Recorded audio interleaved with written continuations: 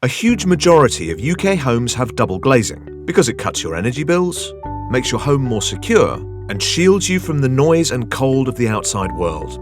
A 3-bedroom household that replaces single glazing with A-rated double glazing will typically save £195 per year.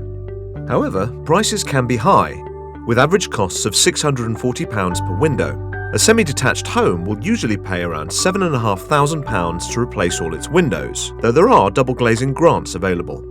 Here are the cost factors to bear in mind when you're buying double glazing. Firstly, pick a design. Casement windows are cheap and operate using simple hinges, making them the most common design in Europe. However, sash windows are more popular in the UK. They're only a bit more expensive than casement windows and are equally intuitive. Just push them up or down to open or close.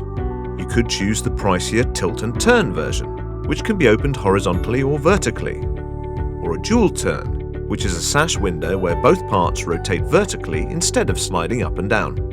You can also go for a bay window, but it'll cost you. The average bay design is twice as expensive as other types. Next, choose a frame material. The most common types, from cheapest to most expensive, are uPVC, wood, aluminium, and steel.